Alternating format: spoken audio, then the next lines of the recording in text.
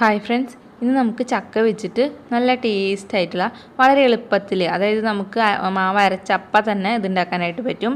അപ്പോൾ അത്രയും എളുപ്പത്തിൽ നമുക്ക് ചക്ക ഉണ്ണിയപ്പം എങ്ങനെ ഉണ്ടാക്കാൻ നോക്കാം. അപ്പോൾ നേരെ വീഡിയോയിലേക്ക് പോവാം. അപ്പോൾ ഞാനിവിടെ ഒരു 10 ചോള ചക്ക ഉള്ളിലെ കുരുവൊക്കെ കളഞ്ഞ് എടുത്തിട്ടുണ്ട്. ഇത് നമുക്ക് മിക്സിയുടെ ചെറിയ ജാറിലിട്ടിട്ട് നന്നായി നല്ല പേസ്റ്റ് പോലെ ഒന്ന് അരച്ചെടുക്കുക. വെള്ളമൊന്നും ചേർക്കണ്ട, നല്ല പേസ്റ്റ് പോലെ അരച്ചെടുക്കുക. ഇപ്പോൾ ഇതിവിടെ നല്ല പേസ്റ്റ് പോലെ അരച്ചെടുത്തിട്ടുണ്ട്. നമുക്കിതൊന്ന് മാറ്റി വയ്ക്കാം.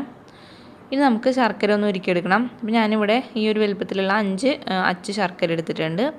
ഇതിലേക്ക് 1/4 കപ്പ് വെള്ളം ഒഴിച്ച് കൊടുത്തിട്ട് ഒരു മീഡിയം ഫ്ലെയിമിൽ വെച്ചിട്ട് ഇതൊന്ന് ഉരുക്കിയെടുക്കാം. ഇപ്പോൾ ശർക്കര ഇവിടെ ഉരുകി വന്നിട്ടുണ്ട്. ഇനി ഇത് ചൂടാനായിട്ടൊന്ന് മാറ്റി വയ്ക്കാം. അതിനുശേഷം അരിച്ചിട്ട് വേണം ഇത് മാറ്റി വയ്ക്കാനായിട്ട്.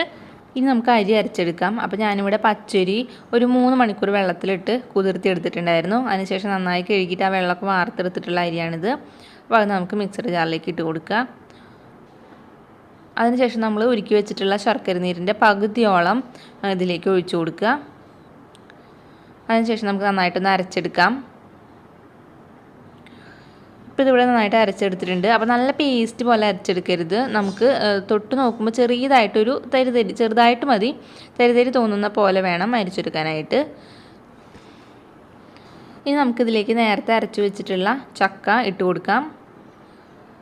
പിന്നെ വേണ്ടത് മൈദയാണ്. നല്ല സോഫ്റ്റ് ഉണ്ണിയപ്പത്തിന് കിട്ടാൻ വേണ്ടിയിട്ടാണ് മൈദ ചേർക്കുന്നത്. അപ്പോൾ ഒരു 3 ടേബിൾ സ്പൂൺ മൈദയും കൂടി ചേർത്ത് കൊടുക്കുക. പിന്നെ നമുക്ക് ബാക്കി വെച്ചിട്ടുള്ള ശർക്കര നീര് മുഴുവനായിട്ടും ഇതിലേക്ക് ഒഴിച്ചു കൊടുക്കുക. അതിനുശേഷം ഇതെല്ലാം കൂടി ഒന്ന് മിക്സായി വരുന്ന വരെ ഒന്ന് കറക്കിയെടുക്കാം. നമുക്ക് ഒരുപാട് നേരമായിട്ട് അടിച്ചെടുക്കണ്ട, ഇതെല്ലാം കൂടി ഒന്ന് മിക്സായി വന്നാൽ മതി. ഇപ്പോൾ ഒരു ഉണ്ണിയപ്പത്തിനുള്ള ബാറ്റർ റെഡി ആയിട്ടുണ്ട്. നമുക്കിതൊരു പാത്രത്തിലേക്ക് ഒഴിച്ചു കൊടുക്കാം. ഇനി നമുക്ക് ഈ മാവിലേക്ക് 1/2 ടീസ്പൂൺ ഏലക്ക പൊടിയും പിന്നെ ഒരു നുള്ളു ഉപ്പും പിന്നെ ഞാനിവിടെ നെയ്യിൽ വറുത്ത് വെച്ചിട്ടുള്ള നാളികേരം കൊത്തുണ്ട്. അപ്പോൾ നാളികേരം കൊത്തൊക്കെ എത്രത്തോളം വേണമെന്നുണ്ടെങ്കിൽ നിങ്ങളുടെ ഇഷ്ടത്തിനനുസരിച്ചിട്ട് ഇട്ട് കൊടുക്കാം. ഞാൻ വളരെ കുറച്ച് ചേർത്ത് കൊടുക്കുന്നുള്ളൂ. അപ്പോൾ അതും കൂടി ഇതിലേക്ക് ഇട്ട് കൊടുത്തിട്ട് നന്നായിട്ടൊന്ന് മിക്സ് ചെയ്തെടുക്കാം. അപ്പോൾ ഇതിനൊരു കൺസിസ്റ്റൻസി എന്ന് പറയുന്നത് ഇതേപോലെയാണ്. നമ്മളൊരു തവി വെച്ചിട്ട് ഇങ്ങനെ എടുത്തിട്ട് ഒഴിക്കുമ്പോൾ വിട്ട് വീഴുന്ന ഒരു പാകത്തിനാണ് ഇതിൻ്റെ കൺസിസ്റ്റൻസി വേണ്ടത്.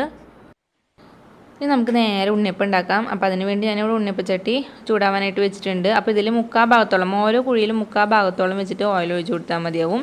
നിറച്ച് ഓയിൽ ഒഴിച്ച് കൊടുത്തിട്ടുണ്ടെങ്കിൽ നമുക്കിത് തിരിച്ചിടുന്ന സമയത്ത് ഓയിൽ കൂടിപ്പോയിട്ടുണ്ടെങ്കിൽ നമുക്കത് ശരിക്കും കെടുക്കില്ല. നേരെ നമ്മൾ ഇട്ട പോലെ തന്നെ തിരിച്ചു വരും. അപ്പോൾ അതുകൊണ്ട് ഒരു 3/4 ഭാഗത്തോളം ഓയിൽ ഒഴിച്ച് കൊടുത്തിട്ട് ഓയിൽ ചൂടാകുമ്പോൾ നമുക്ക് മാവ് ഇങ്ങനെ കുറേശ്ശെ ഒഴിച്ച് കൊടുക്കാം. അതിനുശേഷം ഒരു മീഡിയം ഫ്ലെയിമിൽ വെച്ച് കൊടുക്കുക. എന്നാലാണ് അതിൻ്റെ ഉൾഭാഗമൊക്കെ നന്നായി വെന്ത് വരുള്ളൂ. ഒരു ഭാഗം ഏകദേശം കളറൊക്കെ മാറി വരുന്നു എന്ന് തോന്നുമ്പോൾ നമുക്കൊന്ന് തിരിച്ചിട്ട് കൊടുക്കാം. അപ്പോൾ നമ്മളിങ്ങനെ തിരിച്ചിട്ട് കൊടുക്കുമ്പോൾ ഓയിൽ ഒരുപാട് ഉണ്ടെങ്കിൽ ഇതേപോലെ തിരിഞ്ഞ് കിടക്കില്ല. നമ്മൾ നേരെ ഇട്ട പോലെ തന്നെ വന്ന് കിടക്കും. അതുകൊണ്ടാണ് 3/4 ഭാഗത്തോളം ഓയിൽ ഒഴിച്ചാൽ മതി എന്ന് പറയണത്.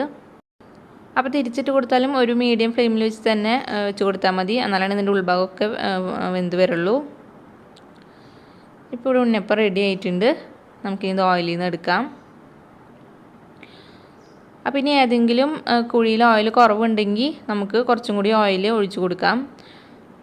അല്ലെങ്കിൽ അപ്പുറത്തെ കുഴിയിൽ ചിലപ്പോൾ കൂടുതലായിട്ട് നിൽക്കുന്നുണ്ടാവും. അപ്പോൾ അതിൽ നിന്ന് അങ്ങോട്ട് നീക്കി കുറച്ച് ഒഴിച്ച് കൊടുക്കുക. നിങ്ങൾക്ക് ഓയിലിൽ തന്നെ തയ്യാറാക്കണമെന്നില്ല, വെളിച്ചെണ്ണയിൽ തയ്യാറാക്കണമെന്ന് ഇഷ്ടമുള്ളവർക്ക് വെളിച്ചെണ്ണയിൽ തയ്യാറാക്കാവുന്നതാണ്. അപ്പോൾ ഇത് ഉണ്ടാക്കി കഴിഞ്ഞ് നല്ല ചൂടാറിയതിന് ശേഷം കഴിക്കണം. അപ്പോഴാണ് നല്ല ടേസ്റ്റ് ഉണ്ടാവുക. അപ്പോൾ വളരെ പെട്ടെന്ന് തയ്യാറാക്കാൻ പറ്റുന്നൊരു ഉണ്ണിയപ്പാണിത്. അപ്പോൾ ഈ വീഡിയോ ഇഷ്ടപ്പെട്ടാൽ നിങ്ങളിതുപോലെ ഒന്ന് ട്രൈ ചെയ്ത് നോക്കിയിട്ട് നിങ്ങളുടെ അഭിപ്രായങ്ങൾ തന്നെ കമൻസ് ആയിട്ട് അറിയിക്കുക. പിന്നെ ഈ വീഡിയോ ഇഷ്ടപ്പെട്ടാൽ ലൈക്ക് ചെയ്യാനും ഷെയർ ചെയ്യാനും മറക്കരുത്. പിന്നെ ഈ ചാനൽ പുതിയതായിട്ടാണ് നിങ്ങൾ കാണുന്നതെങ്കിൽ പ്ലീസ് ചാനൽ ഒന്ന് സബ്സ്ക്രൈബ് ചെയ്യണേ. അപ്പോൾ ഇനി വേറൊരു വീഡിയോ ആയിട്ട് കാണാം. അതുവരേക്കും എല്ലാവർക്കും ബൈ.